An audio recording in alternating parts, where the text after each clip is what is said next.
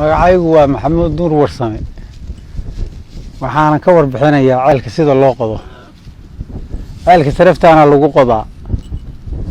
barqadii baa goortii la soo quraacdo ariga laga soo hormaraa bacaadkaas baa la yimaadaa saatana loogu qodayaa. ceelkii afkiisi baa helaysaa ciidda iska tuuraysaa ciidda markaa iska tuudid saa ciidda u daba socotay biyihii baad gaaraysaa biyahaas markaad qodid ciidda ka saadhid baad kaalmo jeexanaysaa wadaantaadana qaadanaysa ilaa nus saac baa lagu qodaa. aduu ceelka ugu weyn hal saac baa lagu qodaa. laba ama qodaysa ama mid baa qodahaya hadba intii joogta. ceelkan hadda labaan ku qodnay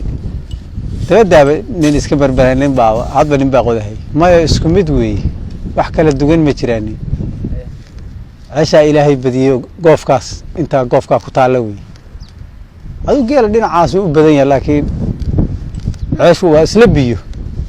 isku xidid weeye isku il weeye biyo bari ay qaraaraan jireen oo waa jirtay laakiin hadda ceeshu macaan bay isku bedeshay. aduu marmar baa bad soo fariisan jidheeyo xogaa xaraarin jidhay laakiin hadda waa okay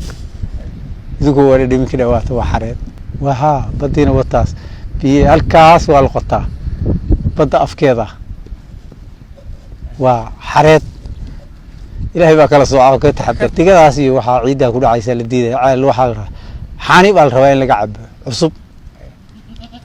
hadii la doono rag waa dabooshaa waa inta daboosho waa ka cabaa sidii la doonaa looga cabaa biyo laakiin waa sidii maaragtay wasaqda looga dhowro iyo digada hadeerba booyada dhaafsanayay loo dhaamiyo ceelka halka uga jeedaan